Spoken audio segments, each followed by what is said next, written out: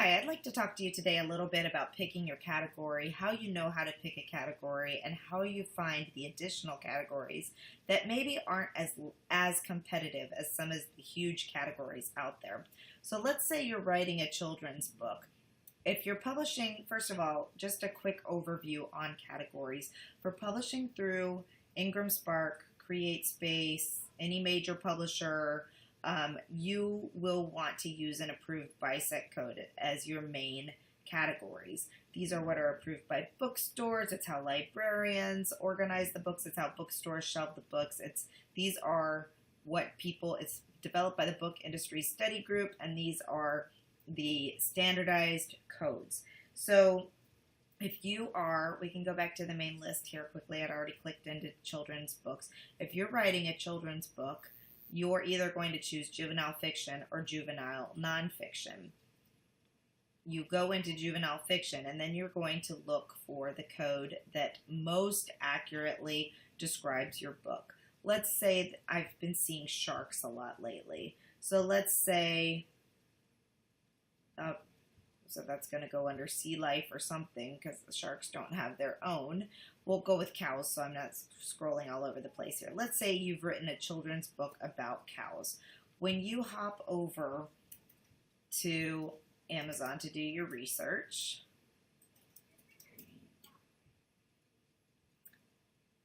the first thing you could do is type in children's books about cows and see what comes up. It's really kind of interesting. Like this person clearly did a great job with their SEO and making sure that those keywords were properly placed, because they have one-star book. So obviously it's not selling a lot. It does not look like this is being sponsored, yet it shows up at the very beginning of the list because guess what? They have done a fantastic job. Their title has cow in it. Their subtitle has cow in it. The description has cow in it twice. So they have won the SEO game, the search engine optimization game on this with keywords. If somebody's looking for cows, they're going to find a book about cows right there. It doesn't look like they've won anything else though, because there's not a whole lot else that's wonderful about this book. However, it gives you you can come down here and you can see this farm animals. It doesn't even fall under the category that this one would, which is juvenile fiction, animals, and cows. It's ranking under just farm animals, okay? So what this tells you is that there are a lot of categories out there. Let's find a different book because this is a really bad example. Let's find one that's probably ranking in a whole bunch of different categories. All right, so here we go. I don't know why that one is. There's some weird things happening here. Let's see one that's got a lot of reviews and a lot of... Wow, this is crazy. I picked an interesting category. We have lots of books with very bad ratings and few reviews that are right at the top. This was really a bad example. We'll pick a different example in a second here, but see, you can see here how people get a little bit. We've got farm animals, nursery rhymes, and poetry. So you can find different categories that people might be looking for that have to do with cows, but also are poetry or something else. So let's go to a bigger category. Let's just go to children's zoology books or children's farm animal books. We'll go to children's zoology. That's a big one. Now, because I was searching, it's kept my thing about cows up here, but now I'm in the, let's get rid of this actually. Let's just go to children's books. Ages 1 to 3. Okay, huge category here. So if you're just in children's books or children's books fiction, you're going to have at the top all of the bestsellers, all of the sponsored books, and then up to 100 pages of other books that fall under this category. So only if your book is either sponsored or in the top 100 pages of books being sold in children's books are you going to even show up in a search result. Okay? But when you click in, let's see, you're writing a book about dragons, all right? So you would have probably searched for children's book about dragons. And this one is at the top. It is most relevant, so it pops up because guess what? They've done a great job with, they've got dragon in the title, they've got dragon in the subtitle, they've got dragon in the every place it needs to be. It's got a lot of good reviews. It's doing great. Okay, so here we have different categories that it could fall under: cartoons, dragons, emotions, and feelings. So this is super interesting because it helps you find other categories that you may not be looking at. I was helping someone write a book or publish a book on diversity and tolerance. So as I was tooling around on here, I found this: friendship, social skills, and school life, emotions, and feelings. Now, these may not be categories that you can find when you're entering in when you publish your book because they don't always exist there. There are tons of other categories that Amazon has that you can't choose from the selection when you're publishing. So what you want to do is use these as keywords. See what other books are selling in emotions and feelings. Oh, look, there's our friend. There's our friend Maria's book. Look at how good she's doing. 553 customer reviews. She ranks number 3 overall in the category of emotions and feelings, which I believe is probably a massive category just because there's lots of books being written in there. But look at what else she's found. Bullies, friendship, social skills, and school life, growing up facts of life. These are Kindle and books. Look at her, number 1 in multiple categories. None of these apply to the diversity, so I'm probably going to skip looking at these. However, friendship, social skills, and school life does. So I can look at the social skills, going back to this diversity thing, and find out if there's anything that kind of goes along with diversity. And a lot of these are not really diversity. So I'm going to go up here and I'm going to look for, first of all, I'm going to go back to out of the Kindle book because Kindle limits you. You want to go to all books. And I'm going to look for children's books on diversity. Okay. So here we've got one that looks like it would kind of fit with what our book is, talking about how people are different, but they're still wonderful and all these good things. So yes, enjoyable way to learn about differences and what truly matters. Let's see what these categories are. Okay, body, prejudice and racism, anatomy and physiology. So these don't necessarily fit what I'm looking for, but this difficult discussions is an interesting category. Growing up and facts of life, early learning, basic concepts. Okay, let's look at some other ones. These, even if you don't choose them as your category, which some people will choose these things, like prejudice and racism, I think is a stretch for the diversity book that I'm doing, but maybe not. You could say that teaching children about diversity is teaching them not to be prejudiced and racist. And this is probably a low competition category. I don't know that for a fact. I would want to do more research onto that, but it could be an excellent keyword to use. So let's see, a rainbow of friends. This looks like diversity to me. And we're talking about values, friendship, social skills, and school life. Tolerance. Tolerance is a good one to go along with diversity. So let's see what's happening in diversity. Listening to My Body.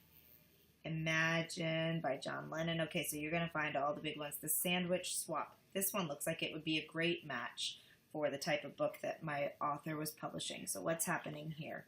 The Sandwich Swap. 3 to 7 years old, preschool to 2. It's tolerance, friendship, growing up facts of life. Okay, so you're not going to find this keyword or this thing in the BISAC codes or on Ingram Spark more than likely. However, you may find something under the children's book that relates to one of these: growing up facts in life, friendship, social skills, friendship, all these types of things. So if you're going back through the categories, either on Ingram Spark, through the BISEC codes on or whatever tool you're using to publish, you'll be able to put in a search term and find the ones that come up. You'll look for, in Ingram Spark, you get 3 category choices. So the one that makes the most sense, I would put as the first one, and then 2 other ones. But when you come to Amazon and publish your ebook, you're able to try and go for a lot more of these categories. So you only get to pick 2 categories on KDP when you're publishing, but you can start using these things as your keywords. And if you're using these things as your keywords, you can start ranking in these categories as well. Additionally, once your book is published, you can go back and you can contact Amazon support and you can say, I believe that my book is a good fit for this category, and give them the categories that you've found and researched. They'll do a little bit of research. They'll find out if they agree, and if they do, they will add those categories to your book. Now, granted, you're not going to show up in the categories here unless you're getting sales and actually starting to rank. But I mean, you can be number 85,000 or whatever the ranking ends at, but probably not 85,000. We'll say 10,000. And, you know, but we're going to hope for like, you know, less than 100, right? So 100. So that's the way I do it. I just go in and I look around at other books that look like they might be telling a similar story to the book that I'm telling. I go down and I find what they're being categorized in, and I see if that might be a good fit for a category or a keyword that will help me make sure that people are finding my book right. Because where it makes a difference is when you're over here looking in books, and some people search Amazon this way, and they come over here and they just are looking. So your book is going to be categorized based on the age that you put it in. So age 6 to 8 is the range that I was looking for. And then it'll let you pick the different types of categories here. So, you know, you've got growing up and facts of life. And then you can go down here and even drill down farther: difficult discussions, family life, fiction, friendship, social skills. So if you have used this friendship and social skills as your keyword, then there's a good chance that when people come and look through this list, they will find your book. Let's see if I can find one that kind of matches. The Day the Crayons Quit. There's some really cute children's books out there. So yeah, another emotions and feelings, colors, art. Hopefully that helps you kind of see how you can not game the system, but maneuver the system so that your book is being found by the right people. You know, there are some people that will game the system and put a book like this under like yoga or something, because maybe at one point in time, one of the crayons mentions wanting to go get stress relief or whatever, you know, and some people will go in and pick a category that's really kind of ridiculous and really doesn't match just because it's a very low competition category. Yoga, by the way, is not. It's super high competition.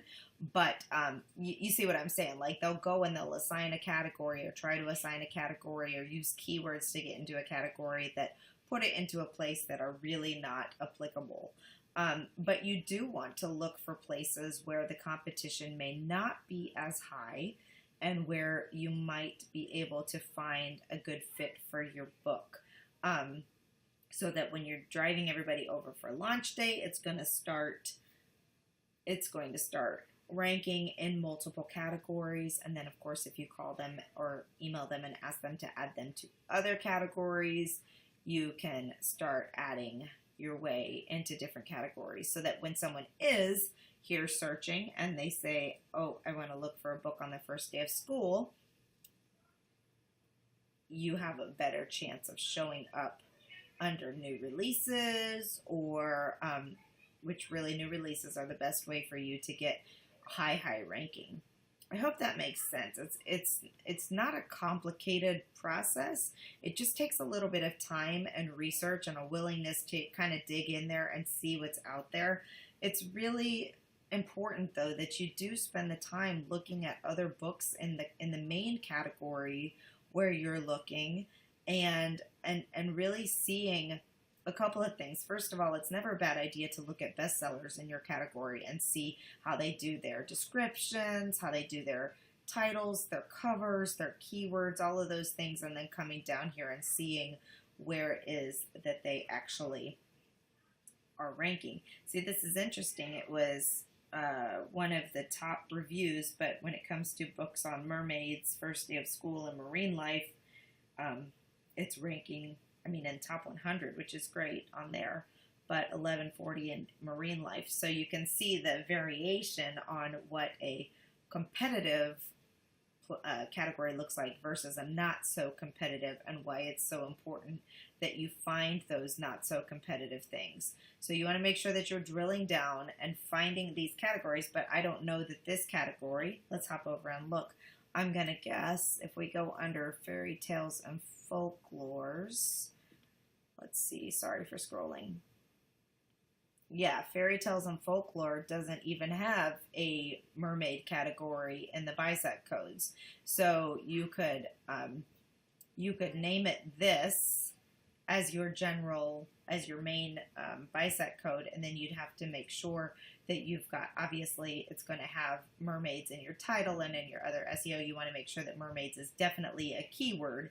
Don't just assume that because it's in your title it's a keyword. You want to make sure that you include that as your keyword to get it into that category.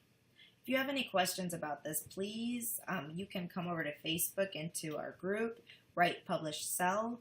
You can email me at info@writepublishsell.co, or holler at me any other on our other social media outlets. But Facebook, the Facebook group is probably the best way, or email, of course. So let me know if you have any questions, and good luck finding your perfect categories and keywords.